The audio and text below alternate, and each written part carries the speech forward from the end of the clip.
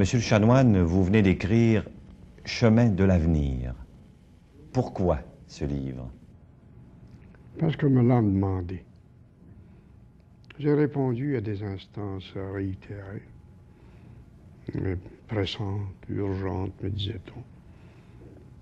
On voulait savoir s'il était possible que j'explique comment actuellement avait pu se développer dans la province de Québec, disons l'État du Québec, cet extraordinaire bouillonnement et même confusion des idées qui ont abouti à une sorte de chaos où l'on se retrouve à peine, et comment nous pouvions sortir. Deuxièmement, comment pourrions-nous peut-être sortir de ce chaos sans y laisser notre âme?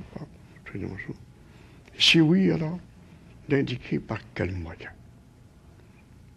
Voilà comment, d'abord très peu ébranlé par les demandes que l'on me faisait, parce que je n'avais pas beaucoup réfléchi, ou réfléchi un peu comme tout le monde, sur ce qui se passait dans notre État du Québec. Mais à la fin, évidemment, après avoir réfléchi davantage, lu beaucoup de choses, lu des rapports d'enquête sur l'état actuel de la jeunesse, lu des livres, et avoir amassé quantité de notes, que ce que vous voulez, il est arrivé, ce qui arrive à tout homme qui a un peu la longue habitude d'écrire, à un moment donné, un livre a surgi de tout ça, le plan d'un livre. Monsieur le chanoine, votre livre est du moins, dans ses premiers chapitres, un immense cri, un immense gémissement, presque une désespérance sur l'état de la jeunesse actuelle. Oui, et en effet, ainsi que je crois l'avoir écrit, nous assistons à pire qu'horreur traditionnelle des générations. Il y a un abîme des deux.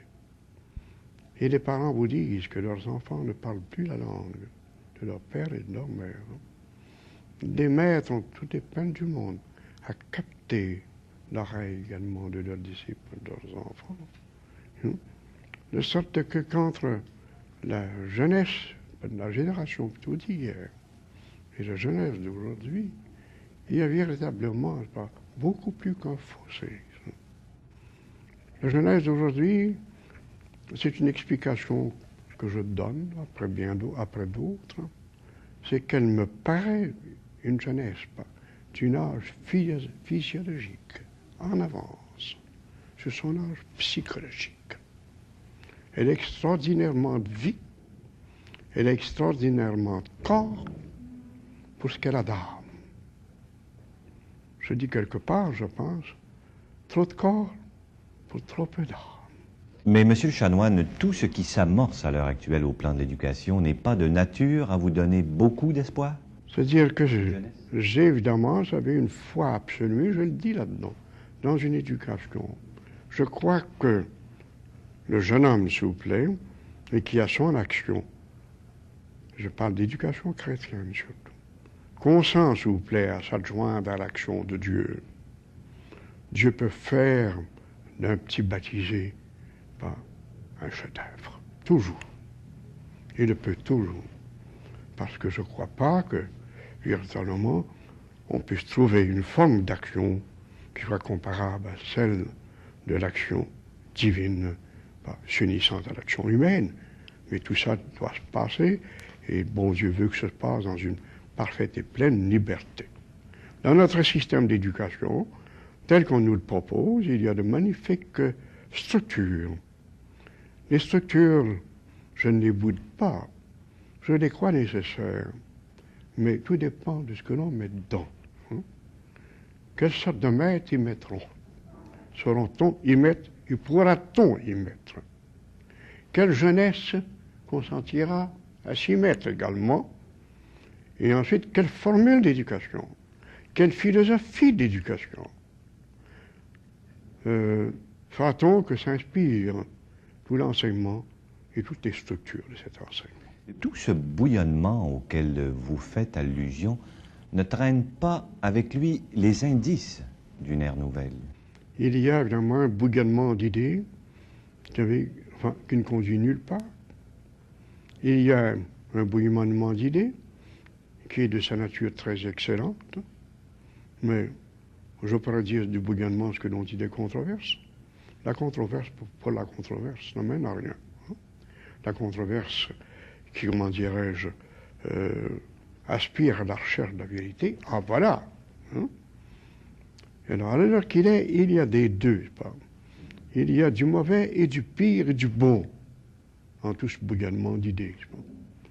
S'il arrive qu'enfin, s'il vous plaît, les grands gens, les grandes et vieilles et fortes disciplines, les idées maîtresses pas de toute vie humaine, comme de toute vie de peuple, viennent à bout de prendre le dessus, alors nous serons le salut. Est-ce que ça prendra le dessus? Je pense ici à une parole de votre livre qui est un adieu en même temps. Lorsque vous dites « Si je devais emporter cette foi en l'avenir, je serais si heureux de prendre congé de la vie. » Et vous dites « Si je devais. » Je l'emporte quand même. J'ai toujours été un optimiste, ça. Je crois que malgré tout, s'il vous plaît, nous n'avons pas tellement péché contre la Providence et contre Dieu pour que nous ayons démérité, en fin de compte, de ce qui peut compter dans la vie des peuples sous forme de recession. Au plan politique, où le Québec se dirigera-t-il, selon vous, compte tenu des trois options qui lui sont ouvertes présentement? Bien, vous savez, je l'ai dit, dans la mesure où je peux le dire comme prêtre, je crois que nous échapperons difficilement en tenant compte non seulement celui de l'état actuel des Amériques, mais du monde. Il faut savoir ce qui s'en vient. Ce que le monde dans 25 ans ne sera plus le monde d'aujourd'hui. Nous avons, je crois, toutes les peines du monde. Si la province de Québec veut véritablement réaliser son destin, à ne pas viser jusqu'à l'indépendance. Je vais jusque-là. Il faudra du temps. Il faudra y mettre la manière, s'il vous plaît. Il faudra des hommes. Mais, comment voulez-vous? Nous sommes tellement différents.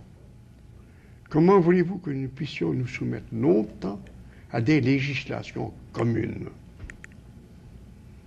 Même sur des sujets apparemment neutres, mais pas les mêmes des questions de tarif. Mais un tarif, un article plutôt d'un tarif, qui nous empêcherait, par exemple, d'obtenir les livres français à un prix quelconque, nous atteint immédiatement dans notre culture. Vous voyez?